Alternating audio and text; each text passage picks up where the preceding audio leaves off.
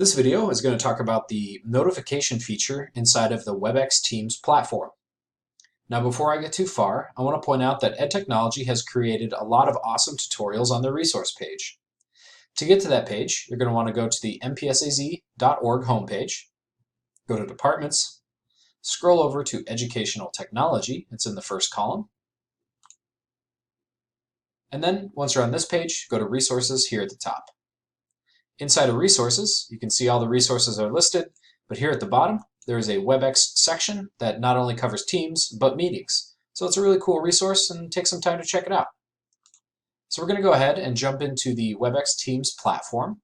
Now we're going to first start out taking a look at global changes. So I'm going to click on my profile, access the settings from that location, and then underneath there, I'm going to go to Notifications.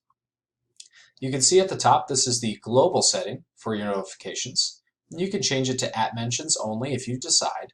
However, I like to leave mine on all messages because we're going to look at a way to customize your individual spaces over here and the notifications they provide.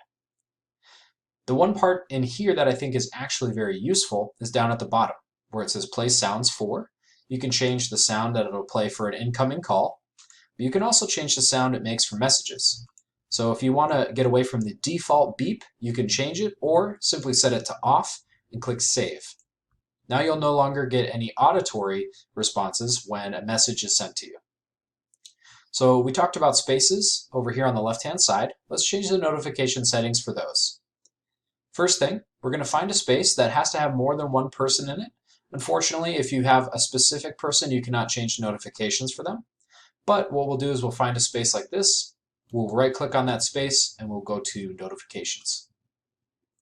Now you can see you can leave it set here and it'll keep whatever global settings you have set up. You can say all messages, @mentions only again, so anyone inside of this space who @mentions you, it will then notify you. You can turn it off, and an interesting feature down here, you can turn it off and hide the space. Now you want to be careful with this one because once you do that, it will disappear from your list and you won't be notified if someone messages you. However, as you can see in here, with filtering and and flags, you can still find the space even after you've turned it off. So I'm going to show you what that looks like. Up here in search, I turn that off and I'm going to search for this video PLC. Now I did change the notifications for this one. So if I search it up here at the top and find that space that I had turned the notifications for off and hide on, I can then right click, go to notifications, and you notice it says off here. I had it set to off and hide, but I'm just going to go ahead and turn it back on and hit save. Now if I clear this, it should appear back over here on the left-hand side once someone sends me a notification. So now we're going to take a look inside of our Android cell phone and take a look at changing the notifications inside of the phone.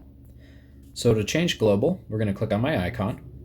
I'm going to go to Notifications, and now you can change global notifications on your phone. Additionally, if you'd like to change the notifications inside of a space, you can select that space, go to the top right and click on those, I guess they're like 9 squares. And then you can go into Info and change the notifications in here by tapping Notifications, turning global off, and then choosing what kind of notifications for that space you'd like to receive. I hope this video was helpful, and I look forward to seeing you in the next one.